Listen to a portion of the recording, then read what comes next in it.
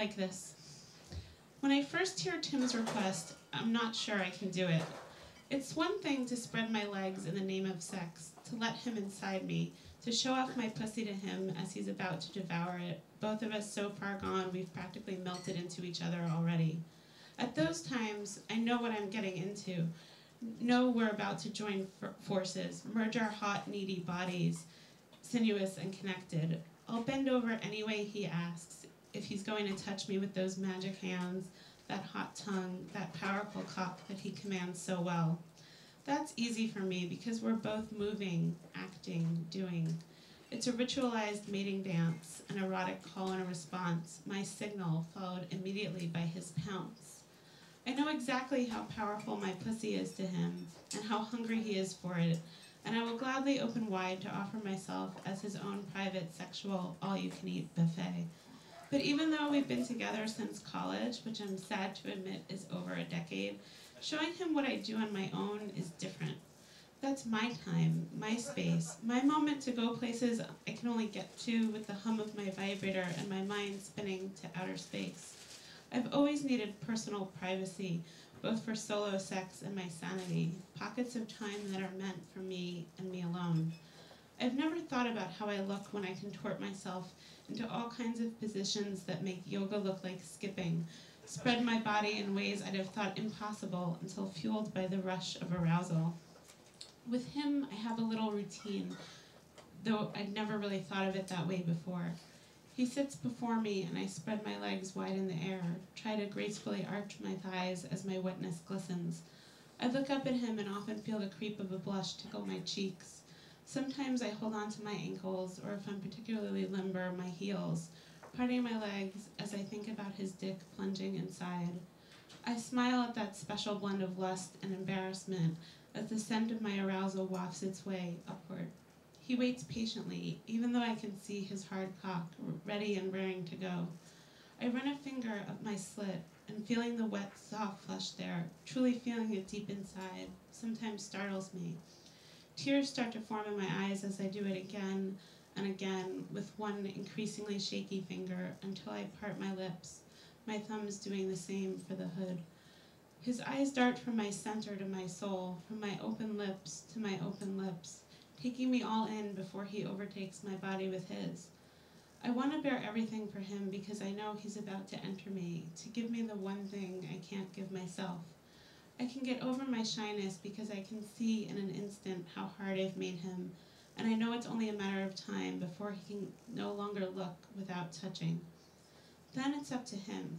Sometimes Tim takes his cock and rubs the head against me without even entering me just yet.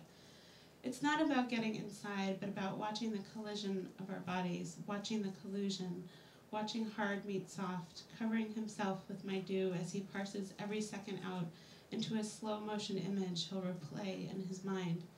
It's like an introduction, a getting-to-know-you greeting from someone you've seen around for years but want to reacquaint yourself with.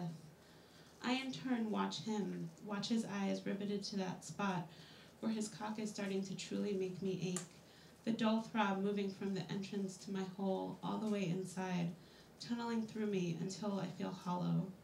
The longer he does it, the longer the ache lasts. I've often woken up the next day with a pang so strong I clutch him, then shove my fingers inside myself to try to quell it. So his request to see what I do when I'm alone shakes me up. This is not what I'd consider pretty or anything close to foreplay material. Unlike our pre-sex ritual, it's not leading up to anything. My masturbation is the main event, no need to lure anyone in with a preview.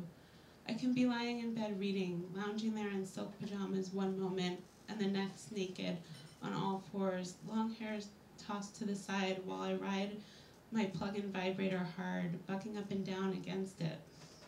When I get myself off, it's not a Georgia O'Keeffe painting come to life.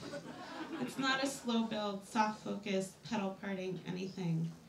Granted, we don't always exist in the rose-colored gloss of gentle grinding, Tim and I.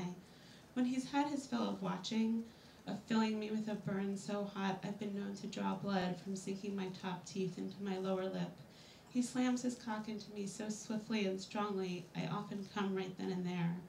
By that time, I don't care what he sees, what he cracks open inside my skull as he screws me like there's no tomorrow. That phrase sounds trite only if you've never done it so hard. You don't care if it's your last breath, so hard that nothing else exists. I don't care if he sees me sniveling, crying out, contorted, aching for him while he's fucking me, because I know, even if I'm too overwhelmed to do anything but shut my eyes, what he's feeling. It's the two of us against the world, and there's no question who's going to win. Still, I'm nervous that he won't like what he sees, that I won't like what he sees, that this will shatter some fifth wall that makes our relationship work, removing all mystery. Because the truth is, my masturbation sessions are, in their own way, even fiercer than that. Fiercer than when he skips the preliminaries and slams me up against today's chosen piece of furniture, the bed, the couch, a chair, the sink, and fucks me with his fingers in my mouth, his cock so deep inside it feels like a part of my body. When I'm alone, all bets are off. I'm so far from pornographic, I'm into grotesque, at least to my mind. I don't think about what I look like when it's just me and one of my trusty vibrators, me letting out all the things I can't find release for in everyday life. In fact, I try not to think too much at all. It kills the mood. I just go with what I feel. But this is Tim, my Tim, after all. He's asking, with a look so open on his face, I can't deny him. I know he loves every inch of my body, so even though I'm still unsure, I settle him at the far end of our bed, with me on the other, and set forth. Okay, but I've warned you. Sit right there and don't come any closer. I do it like this, I say, and then turn on the vibrator. At first, I have to pretend to myself that he's not there. He may be my husband, but he's still a spectator, someone invading my private, very personal ritual, even though I'm the one who invited him. He knows I masturbate, but knowing and seeing are two different things. I say out loud as the power of the toy propels me somewhere else, somewhere far from my marital bed.